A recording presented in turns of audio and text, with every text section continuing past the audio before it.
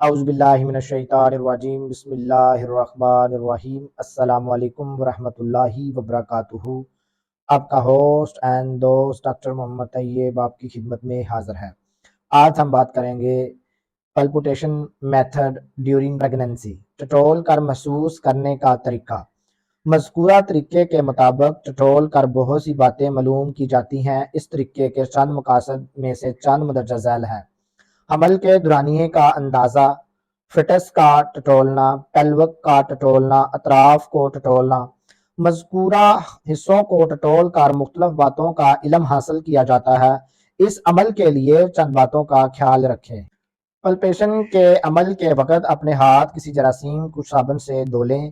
آپ کے ہاتھ کا درجہ حرارت مناسب ہونا چاہیے۔ سرد ہاتھوں کا لمس درست نہیں۔ بوقت معائنہ انگلیوں میں پہنی انگوٹھی یا رنگ اتار لیں۔ معائنہ کرنے والے کے انگلیوں کے ناخن تراشے ہوئے ہونے چاہیے۔ پلپیشن کا عمل آستگی سے کریں، سختی سے ٹٹولنے سے گریز کریں۔ بوقت معائنہ ہمیشہ انگلیوں کو باہم ملا کر ہاتھوں کا استعمال کریں۔ حمل کے دورانیے کا اندازہ۔ ٹٹولنے کے اس عمل سے حمل کی مدت کا اندازہ کرنے کی کوشش کی جاتی ہے، لیکن یہ ایک مشکل امر ہے۔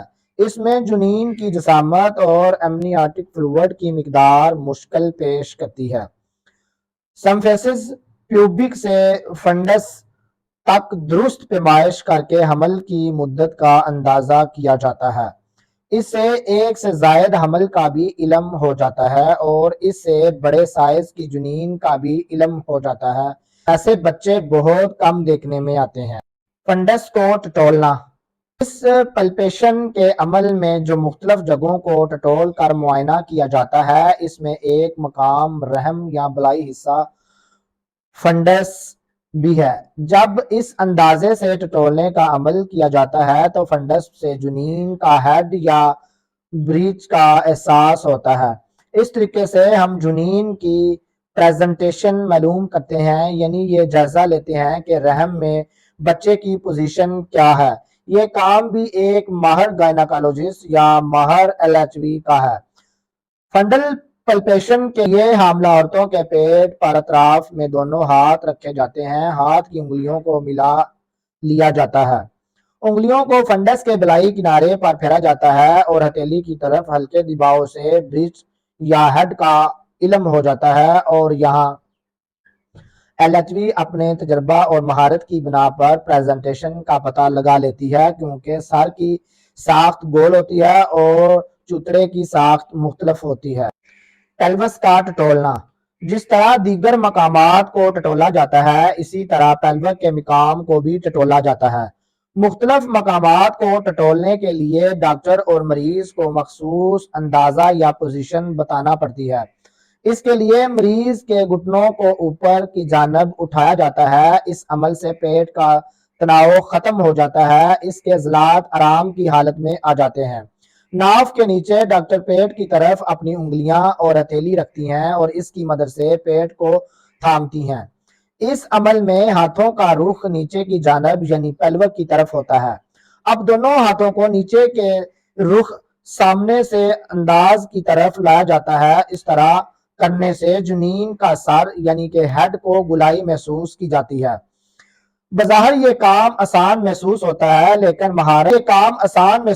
ہے، لیکن یہ مہارت اور تجربہ کا کام ہے۔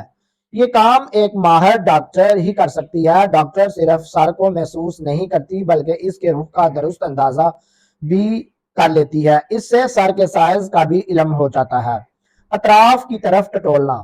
یہ بھی ٹٹولنے کے لیے عمل کا ایک حصہ ہے۔ اس کو ایک نئے رخ سے ٹٹولنا کہا جاتا ہے۔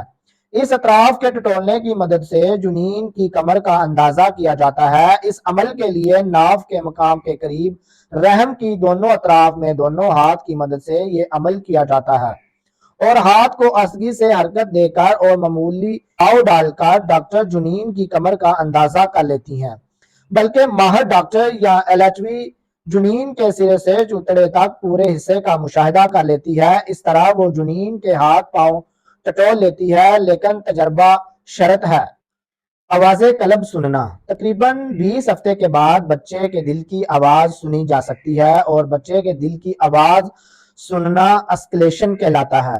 جب بچے کی آواز سننا ممکن ہوا ہے تو پھر ڈاکٹر ہر وزٹ پر آواز سنتی ہے۔ اس مقصد کے لیے سٹیتھوسکوپ یا بالخصوص اعلیٰ فیلوسکوپ استعمال کیا جاتا ہے۔ معائنے کی غرض سے فٹس کی دھڑکن باقاعدہ گن کر اس کو ریکارڈ میں رکھا جاتا ہے۔ عام طور پر فٹس کے دل کی دھڑکن 120 ہوتی ہے۔ اگر فیس پریزنٹیشن ہو، دل کی آواز مقام قلب پر ہی ہوگی۔ بہت شکریہ ہمارا یوٹیوب چینل دیکھنے کے لیے۔ ڈاکٹر محمد طیب کو اجازت دیجیے۔ اللہ حافظ۔